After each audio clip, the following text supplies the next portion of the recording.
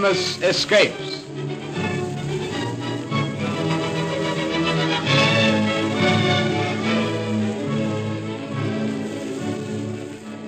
In the year 1885, John Lee, a footman, was accused of the murder of his mistress, Miss Emma Keyes, at Babbacombe, Devon.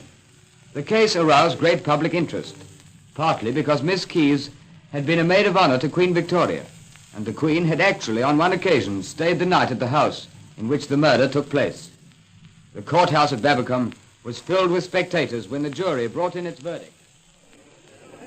Silence in the court. Gentlemen of the jury, are you agreed upon your verdict? We are. Do you find that the prisoner John Lee is guilty or not guilty? Guilty. You say that the accused John Lee is guilty of murder? We do. Call the prisoner up for sentence. Bring the prisoner up for sentence. Silence in the court. Prisoner at the bar. You have been charged with the murder of Emma Ann Whitehead Keyes. The medical witnesses put it beyond doubt that her death must have been caused by murder. And the evidence, although purely circumstantial, points to you as the murderer. Your defense was ably conducted by your counsel, Mr. St. Aubin, and every point in your favor was pressed home to the jury. The jury, nevertheless, found you guilty, and I am bound to say that I agree with their verdict. Have you anything to say why I should not pronounce sentence of death upon you according to law? Yes, your lordship. I'm not guilty. You have had every opportunity to prove your innocence, and I am satisfied that the verdict is correct. Your youth is no extenuation of your guilt. Prisoner at the bar, the sentence of the court is that you be taken from the place where you now stand to a place appointed by Her Majesty, and at a time and place appointed by Her Majesty, you be hanged by the neck until you are dead. And may God have mercy on you. It's cold here, Thompson. I've known it worse. You wouldn't think they'd have a garden like this in a jail? Oh, I wish it was over. Is this the first hanging you've covered? Yes. That's what you get for being a journalist. Feeling sick? A bit. I couldn't eat any breakfast. It won't be long now. It's nearly 10 to 8. I wish that hangman had stopped tinkering with the gallows. Oh, he's got to make sure they'll work all right. This yard's quite pretty if you forget it's a prison. It looks as though he's going to test the trapdoor again. Let's go over and have a look. Hello, Betty. Good morning, sir. Going to try the trapdoor again? Yes, sir. It's the sort of thing you can't make too sure about. Do you mind standing back a moment? Yeah. All right, boys. Stand clear. It seems to work pretty well. It ought to. I've been up half the night oiling it. Here's an idea for you, Smith. What? This is the first time Berry's ever hanged a man. And it's the first time you've ever reported a hanging. There you are. Write a first impression story. I wish you wouldn't joke about it, sir. Hanging a man may seem funny to you, but it don't to me. And they tell me this Lee's only a boy. He's 20? You're not going to tell me you're turning squeamish, are you? Do you think because I'm a hangman, I've got no feelings? Why did you take the job on, then? Because my wife's sick and I had to have the money. Now I'm doing my best to make sure that the poor fella has an easy death.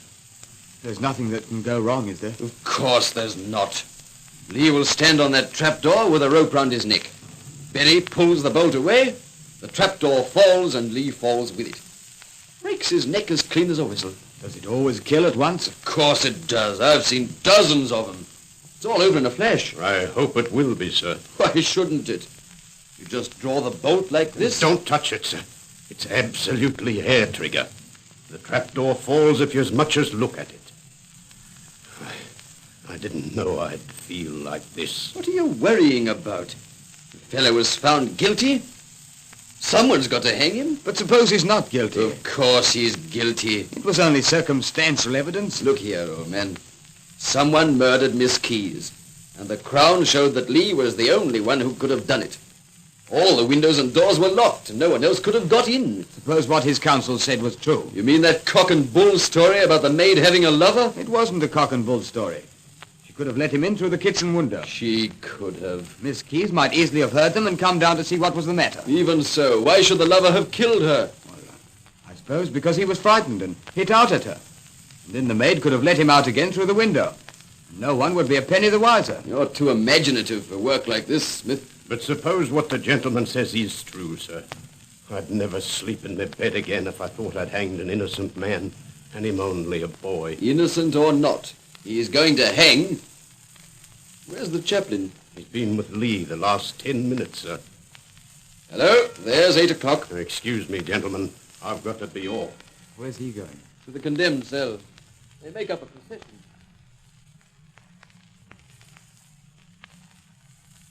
Good morning, Lee. Good morning, Parson. How much longer have I? They'll come for you at 8 o'clock.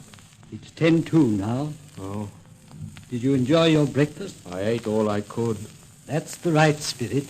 They said I could have whatever I wanted, but I couldn't fancy anything but bread and butter. Lee, if you'd like to confess and go to your Maker with your soul clean... Parson, I have nothing to confess. I didn't murder Miss Keyes if I say it with the last breath in my body. I believe you, my boy. Last night I had a dream. I didn't mean to tell anyone about it because I thought there was no one would believe me. What was the dream? I dreamt that I walked through a garden with high walls round it. What garden? I'd never seen it before. And on one side there was a gallows, and they stood me on the gallows with a sack over my head. But when they drew the bolt, the trap didn't fall. It's 8 o'clock, Lee. I know you're going to be brave, my boy.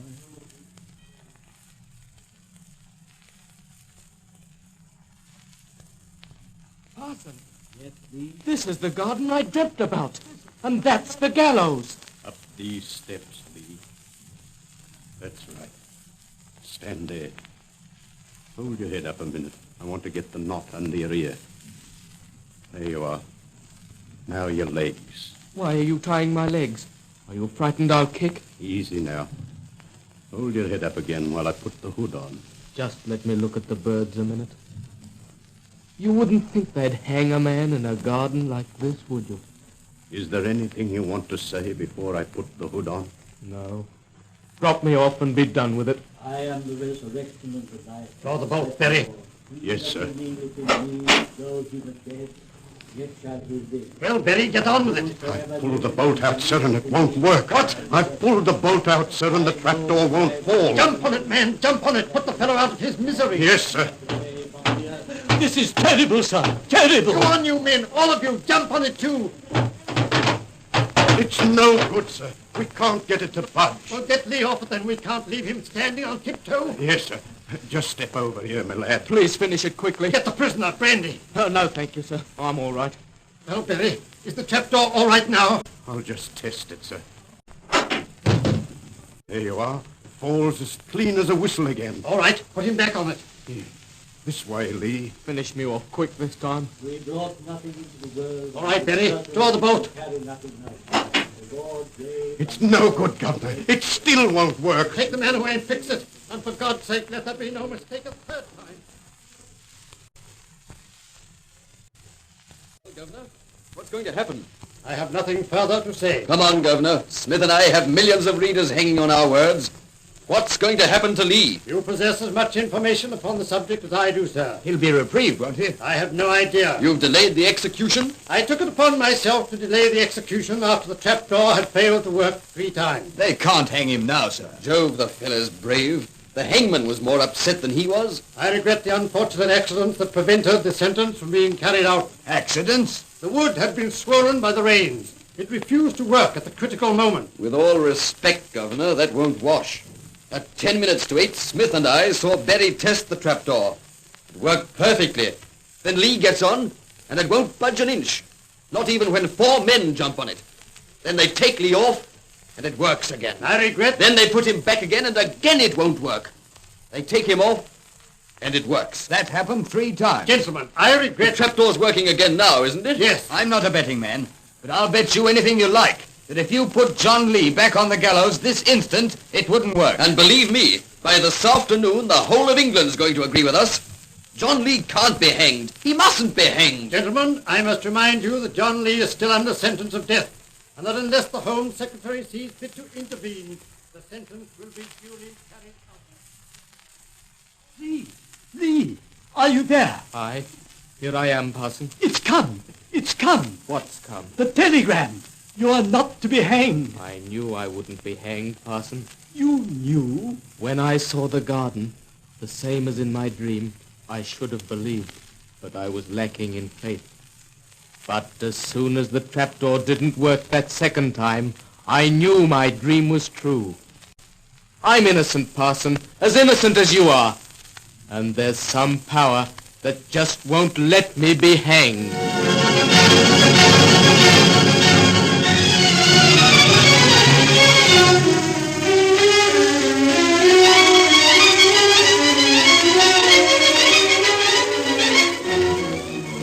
So ended one of the most remarkable escapes in history. John Lee's sentence was commuted to penal servitude for life, and he was finally released after he had served 22 years in jail. Why the trapdoor refused to work, and whether John Lee was actually guilty of murder, must, now that he is dead, remain one of the great mysteries that will never be solved. And so ends the story of the man they couldn't hang.